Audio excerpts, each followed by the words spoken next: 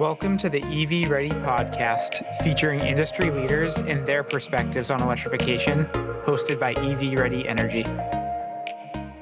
Hey, everybody. Welcome to the EV Ready podcast. I am grateful to have ChargePoint CEO on the line today, Rick Wilmer. Rick, thank you so much for taking the time. Yeah, happy to be here. Good to see you again, Chris. Happy to do your podcast again. Our first repeat offender here. Awesome. And it's funny because I've been out to, I went out to headquarters like 3 months ago. Maybe no, it was less than that. I don't think you were around at the time, but got to see some of our old friends and talk with the team about plans on how we're working together and all those things. Awesome. I'm sorry I missed you. I've been traveling a lot. Yeah, I figured.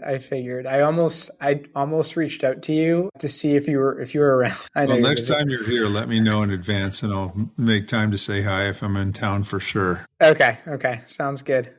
Well, yeah, thanks for taking the time. Like, obviously there's so much going on in the industry right now. So definitely grateful to get, a half hour, 45 minutes of your time to ask you questions that people are curious about. Sure. Cool. So let me just kind of jump off. So obviously ChargePoint had their earnings call recently. And, with that came on the heels of a layoff. And this isn't the first layoff that has happened this year. Obviously, with the combination of earnings and layoffs, it kind of can create consumer fears. And obviously, you have a plan to get cash flow positive over the next, let's call it, year or so. So can you tell us what customers should focus on to create confidence in ChargePoint's long-term future? Yeah, I mean, the layoffs are always unfortunate. And I lose sleep over these types of actions. And it really hurts me to have to let people go.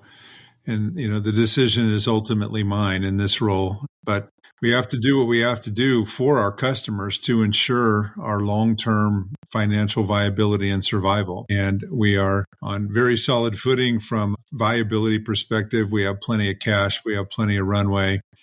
And now with a, even leaner and meaner team, we have a very clear path to profitability and, then stop burning cash and become self-sufficient financially. So the process that we went through since I took the job last November as CEO was really, every situation like this is different when you're trying to get a company on track towards profitability and really executing flawlessly. And it started with really getting much better at building the right amount of product to meet demand at the right cost, followed by supporting our customers well. And we had room to improve in both areas, in addition to just overall operational execution and excellence across all functions. And without those things running well, and there's always room to improve, it doesn't make much sense to really get aggressive and drive sales and revenue growth because you'll just create a bigger mess. So we solved all that and really are now focused on getting our house in order to really begin to drive revenue growth. So in concert with last week's change, you may know that we also announced the arrival of a new CRO. And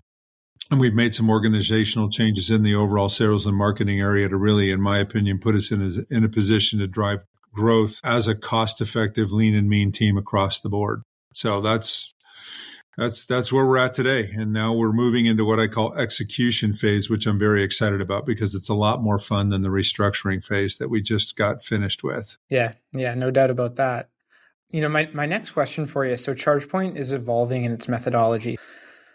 Back in the day, in the earlier part of its history, the focus was 100% on ChargePoint manufactured hardware, obviously ChargePoint software, because that's the bread and butter, and then ChargePoint's services, warranties, things like that. There was an announcement recently with LG, which is kind of a diversion from how I think a lot of customers and people think about ChargePoint. And so can you talk about where ChargePoint's going from a hardware and software perspective and what the ChargePoint manufactured product suite is going to look like in the future versus maybe other hardware manufacturers? And what does that look like from a level 2 and a DC perspective? Because obviously those are going to be different. Yeah, so this is a good question. And thanks for the opportunity to continue to deliver this message because it's important that everybody understands this. And it's going to take some time to get this completely permeated through, all of our customer base and the market in general. But there's no question that this industry is going to what I call disaggregate a software purchase from a hardware purchase. And supporting that is important for customers that insist on that.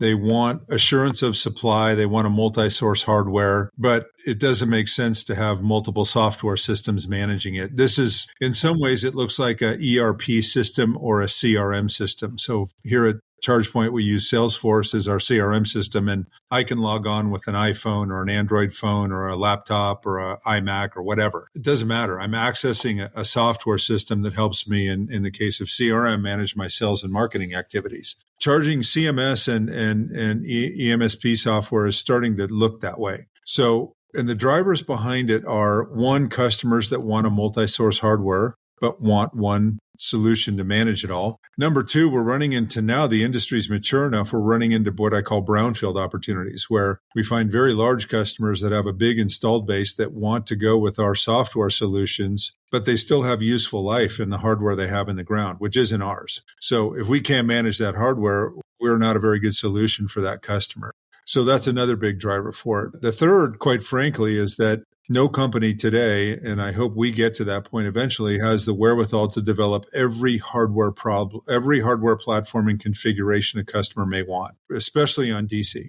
With all the different use cases from, school buses to passenger vehicle fast charge and all the different parking lot configurations and shapes, having, every distributed system, every monolithic system, every wall mount system at every power level. No company has the entire portfolio to solve all use cases. So working with third-party hardware to fill in our portfolio of hardware products to meet all the needs for all use cases is another driver for this. And then last, in the case of LG is a good example, this market is so expansive and it touches so many different things that we'll never do, that having a partner that has adjacent solutions that we can deeply integrate with to provide a more elegant, higher value add overall solution to the market is really important. And if you look at LG, for example, they have a whole variety of things that we would never develop, but are very adjacent and interesting to us. For instance, fixed battery storage, right? With LG Chem, they're one of the largest battery storage providers on the planet.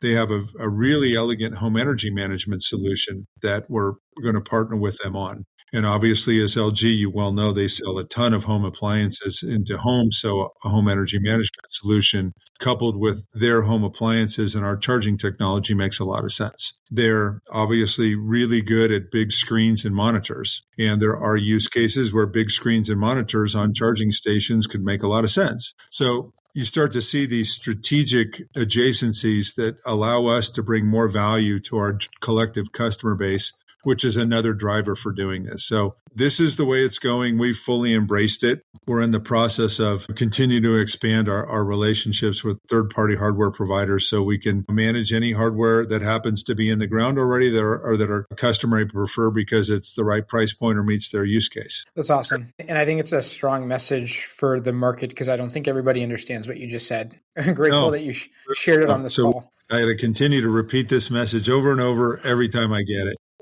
because it's really important for all of our customers to understand this. Now, you're going to do this through OCPP compliance. Mm-hmm. And ChargePoint has spent years developing their own language of software that has, when you integrate the entire stack, a certain experience that you can sometimes provide. And so, what are your concerns on ramping things versus the fully stacked solution that, ChargePoint would traditionally provide to an end user? Yeah, there's no question that when you have your own hardware and firmware or embedded software along with the cloud stack to manage it all, you can unlock features that are valuable to customers that aren't memorialized in the OCPP or OCPI standard. So there will always be some level of differentiation with our own hardware, but with third-party partners, especially ones where we're deeply integrated strategically like LG, creating the hooks into their firmware or embedded software to unlock the types of features we can do on a proprietary basis is absolutely something we plan to do.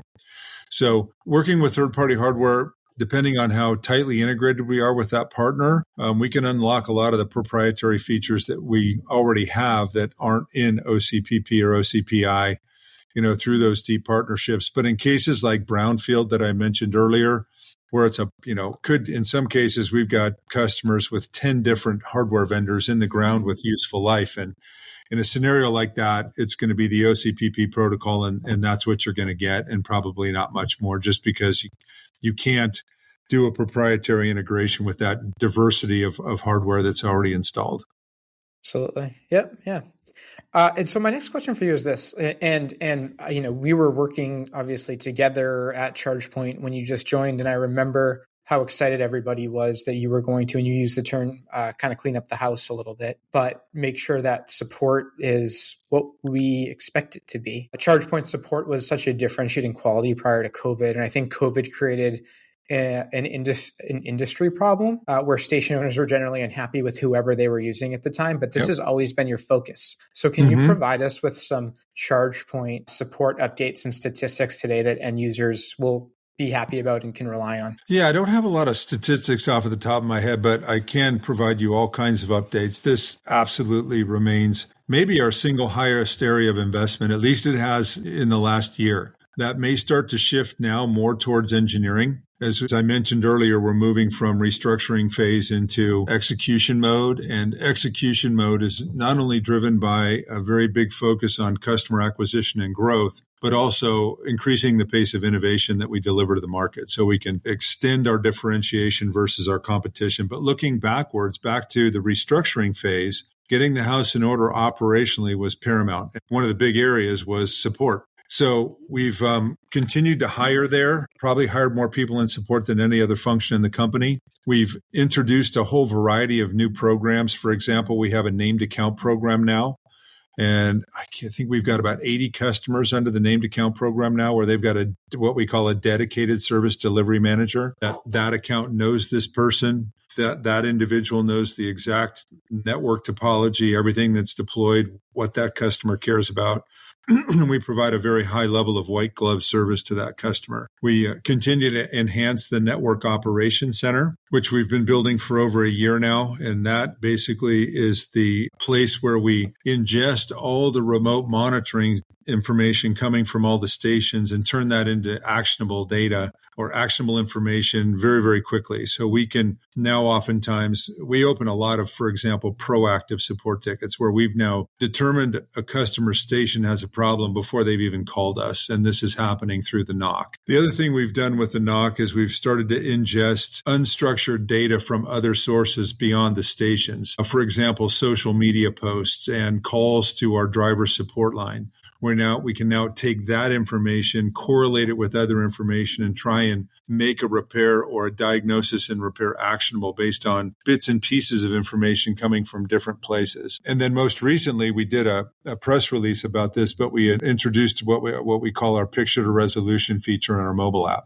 So one of the most frustrating things about the NOC or support in general is a way to think about it is if we put enough sensors and cameras in the stations to detect every single possible failure mode, we would drive the cost through the roof. So there's a limit, practically speaking, in terms of how much you can actually monitor and remote with the station out there in the wild. And what we realized is that some of the most effective sensors that could tell us about problems with stations that we couldn't detect remotely were drivers. And they care passionately about stations being up and working, especially if they're relying on them to charge their vehicle. So what we found with that is that drivers had that passion and they reported information to us in ways that wasn't actionable, right? They'd put a picture on Instagram or call our driver support line and tell us a station in Las Vegas was broken and they were upset about that. Or you get all these bits and pieces, and we were trying to use that in the NOC. And what we realized is if we could give the drivers a tool that was very low friction, very easy to use, to report stations in a way that gave us enough data to make it immediately actionable, it would really help us augment what the NOC was doing and get us to a point where we could repair a lot more broken stations a lot faster. And this has really been well received. In the first week alone, I think we had over 500 cases open through the picture to resolution feature in the mobile app. And I think out of the 500, 480 or something were immediately actionable.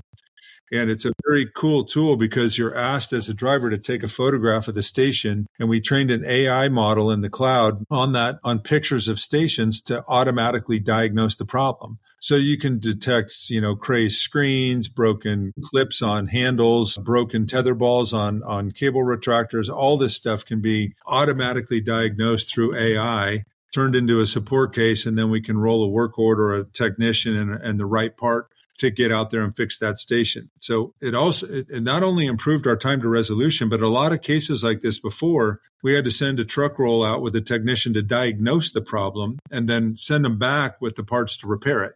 So that's saving us money. It's also, again, increasing or reducing our time to resolution. So this is a good example of the ongoing investments we're making in support to provide great service to our customers and continue to differentiate our offering. In this early time of artificial intelligence, I think people are trying to understand, like, this is a monumental change to mankind and humanity. But I think people are trying to figure out, it's like when people talked about flying cars back in the day, it's because that's what they were kind of equating in their brain. I think right now people are trying to figure out, hey, like, is it robots? But like, this is like such a practical use of AI in 2024 that people are going to say, that makes sense. Yeah, exactly. So, we're not going to use AI for the sake of AI and, go talk about AI to look sexy to the market or whatever. We're going to use AI when it has a practical, real, tangible benefit to our business. And this is one good example of putting it to work. Yeah, that's really cool. So you mentioned engineering, and that kind of prompts, like, the world is so obsessed with the next thing, state-of-the-art technology and where things are going. And I think the EV charging industry in general needs to focus more on the support side first, which is what you're doing. But from a technology perspective, on the hardware and the software side, what are you most excited about that you're seeing in the industry and that ChargePoint's doing? So on the hardware side, we're continuing to innovate. We've now got co-development partners. We've talked about that in prior earnings calls that are really helping us accelerate the amount of new hardware we're going to be able to put into the market. So we've got really cool stuff coming on hardware. I wish I could tell you more now, but I'm not going to. But there is some really interesting innovation coming. But broadly, from an industry perspective, I think the big wave of cool innovation is going to be around V2X, whether that's residential vehicle to home or vehicle to grid and a fleet deployment. I think there's some really interesting and exciting things coming in that area that we're very focused on. On the software side, there's a whole slew of things we're innovating on, continuing to develop features that everything from home customers through the biggest fleet customers need in terms of optimizing their charging operations. But in the world of commercial, which is, the biggest market, what I'm really fascinated with there, and I actually did an interview with Bloomberg on this early this morning or yesterday morning, maybe, it's what I call intent-based charging. So what you've seen up to now is people put charging in parking lots, and I call that a physical integration, where there may be a Tesla set of stations in a Burger King parking lot or EVgo stations in a grocery store parking lot. And okay, fine, I got charging stations in a parking lot that I may go to shop or eat or do whatever I'm going to do. That's cool. It's fine. But there's no relationship between those brands. There's no digital integration between those brands. So now there's been step on some physical integration with some co-branding. So we did this, you're aware of this corridor between Denver and Seattle that we have Volvo branded stations at Starbucks stores. Still physical. Okay. I can't figure out that as a Volvo driver looking at my dash that these are stations at these Starbucks stores and, somehow get a benefit when I'm stopping there with Starbucks. You've seen Mercedes announce Mercedes branded stations in Starbucks parking lots as well. So still physical integrations between typically auto OEMs and brick and mortar retail brands. I think the next step there is going to be around a digital integration, where now as a driver, I've got an intent. I want to do something when I'm going to go someplace and charge. And I can now express that intent to either my phone or my dash. And the real advantage we have is we run our driver experience solution in the dash of 14 different auto OEMs.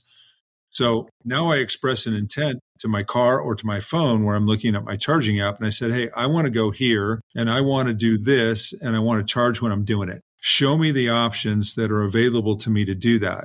And if it's eating, sleeping, parking, shopping, maybe now I can find offers. I can find options with respect to eating. I want to go to a dog-friendly beach and eat Mexican food. Show me the options of chargers at those places. And then maybe those pins show up differently on the map. And maybe I can hover over those pins and learn more about that establishment. So now and maybe I can earn loyalty points through my charging app at that place if they have a loyalty program. So now having charging become digitally integrated with brick and mortar to actually help the brick and mortar retail drive their business outcome. Because when you step back and think about it, In commercial, all charging is a discretionary purchase. There's no shopping mall, no restaurant, no workplace, nobody that has to put a charger in their parking lot to actually run their business the next day. Very unlike fleet, right? If you're electrifying your fleet, you got to have chargers to run your business. So commercial's all discretionary. So if you really think about it, why would anybody spend their hard-earned money putting chargers in their parking lot? Well, in the end, the bottom line, that the thing that holds them all together in common is that they're doing it to attract people they care about to come to their place. So if we can actually get those people to come and stay there, shop there, spend more, dwell there longer, we're going to help drive their business outcomes. And that's going to happen through what I'm calling intent-based charging. And that's an area where we're going to be focused on innovating. So interesting you say it, because what we've developed as a company is an ancillary service similar to LG that helps folks that are buying ChargePoint customers lower their total cost of ownership. And then we have another product that we provide end users where we help them build those plans to drive their core business using the software. So it's cool to hear that that's like a top priority from your perspective as well. It really is. I think this is the next wave of innovation, one of the next waves of innovation on the software side.